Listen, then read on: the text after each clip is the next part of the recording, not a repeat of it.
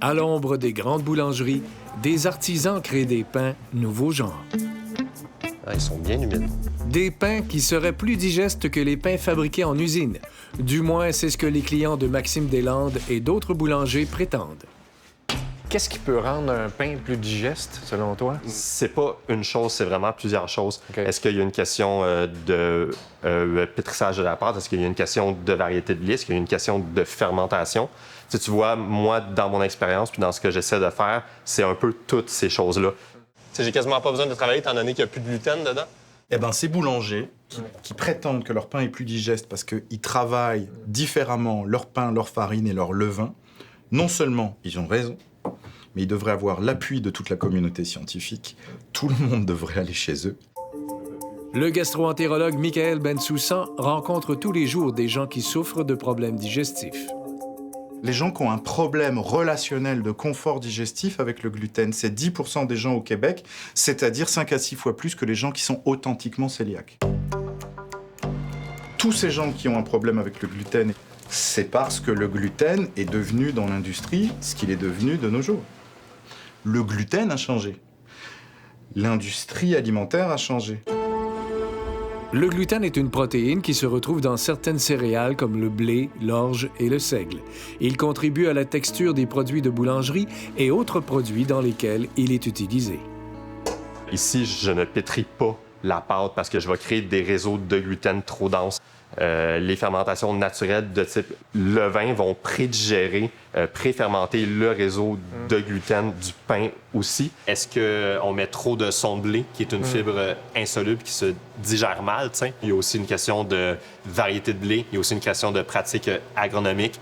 Fait que c'est vraiment un ensemble de choses. Quand tu allais acheter du pain tranché au supermarché, dans les années 80, les années 90, il était beaucoup moins transformé que ce que tu vas acheter maintenant. C'est dur à dire, mais il y a presque plus de pain dans ces pas-là. Le pain, c'est de la farine, de l'eau, du levain, du sel. That's it, c'est ça le pain. Tu regarderas un pain industriel que tu achètes maintenant, il y a comme 50 ingrédients. Ils rajoutent là-dedans l'industrie des édulcorants, du gras, du sucre pour que ça goûte quelque chose, mais à la base, le produit transformé qui est vendu n'a rien à voir avec du pain et ne goûte pas le pain. Il y a quelques années, un champ de blé, c'était pas du tout comme le fond d'écran Windows qu'on a là. Okay? C'était pas une grande étendue jaune, palote, etc. Il y en avait du vert, il y en avait du violet, il y en avait du orange, il y en avait du rouge. C'était des blés différents. Quand on s'est mis à croiser des blés, c'était pour que ça résiste mieux aux pesticides puis aux intrants chimiques, puis aussi que ça fasse plus beau pain puis que le taux de gluten soit plus élevé. Mais il n'y a personne qui a décidé de croiser des blés pour des considérations de goût, mettons.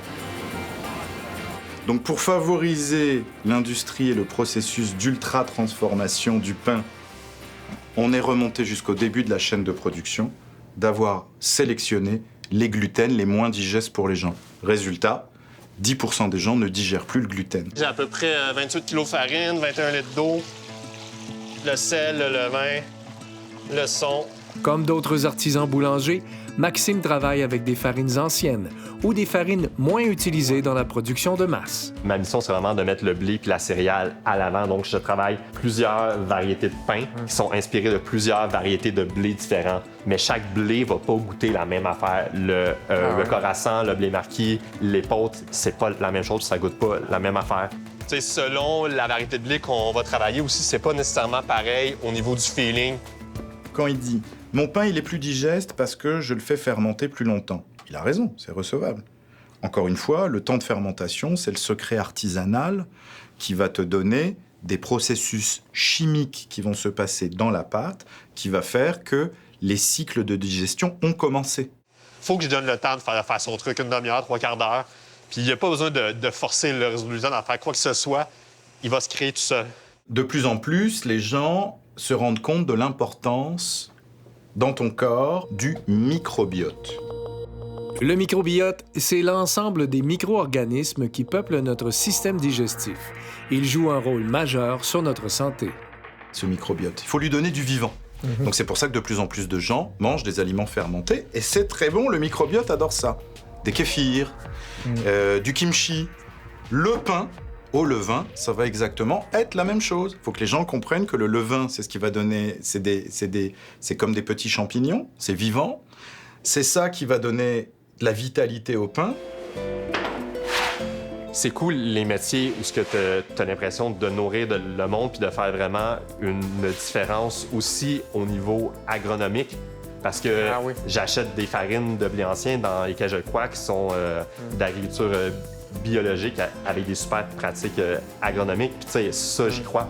Je fais le pari que si les gens consommaient non pas 80% de pain industriel dans leur diète, mais 80% de pain d'artisan boulanger, il y aurait plus du tout 10% de gens qui auraient un problème relationnel avec le gluten.